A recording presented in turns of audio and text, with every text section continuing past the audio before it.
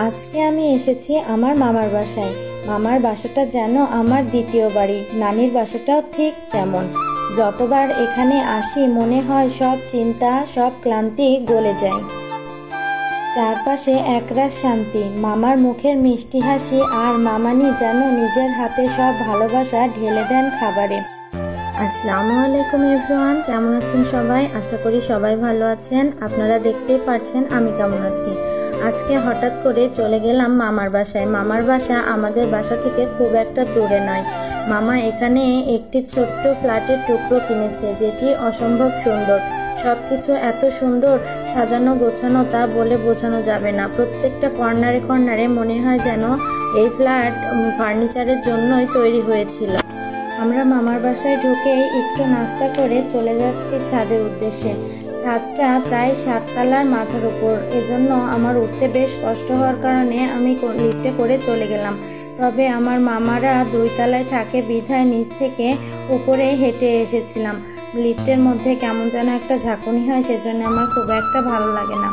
এর তো আমরা কথা বলতে বলতে ছাদে পৌঁছে গেছি। ছাদের ভিউটা এত সুন্দর ছিল, আমি যদি বিকেল টাইমে আসতাম তাহলে আপনাদের অনেক কিছু দেখাতে পারতাম। এখান থেকে পুরো শহরটাই দেখা যায়, এমনকি গড়াই নদীও দেখা যায় এখান থেকে। মামানি আমাকে তেমনটাই বলল। আমি এর আগে 2-3 বার আসলেও আমি কখনো ছাদে আসিনি। ছাদটা সেভাবে কমপ্লিট হয়েছিল না। এটি কেনা কিছুদিন হচ্ছে, খুব বেশি দিন হয়নি। এই যে এইটা হচ্ছে মেন রাস্তা। মেন রাস্তা থেকে একটু আসলেই মামারা থাকে। এখানে দেখছি আমার পুচকিটা ঘুরছে ইচ্ছে মতো এবং পাখির মতো উড়ে বেড়াচ্ছে। এটি হচ্ছে আমার মামার মেয়ে। আমি মামানি অনেক সুন্দর করে গল্প করছিলাম, আর আমি এখান থেকে পুরো শহরটার রাতের ভিউ নেওয়ার চেষ্টা করছিলাম। ওই যে দেখতে পাচ্ছেন লাল একটি আলো জ্বলছে, ওটি হচ্ছে লাভলি টাওয়ার। এটি শুধু রাত্রে বোঝা যায়। আর এখানে দেখুন একটা অনেক সুন্দর স্পেস আছে। এখানে বিভিন্ন রকম অকেশনে স্টেজ সাজানো অনেক ভালো হবে। তারপরে আমরা অনেক মজা করে গল্প করে রাত 9:30টার দিকে নিচে চলে আসলাম। নিচে চলে এসে আমিও ভিডিও করব বলে একটু একটু করে মামানিকে হেল্প করছিলাম।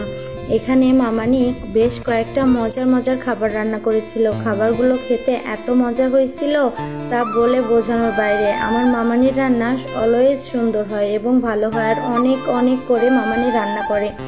এখন মামানির কোলে ছোট্ট একটা পুচকু আছে বলে এখন বেশি আর একটা আয়োজন করতে পারেনি।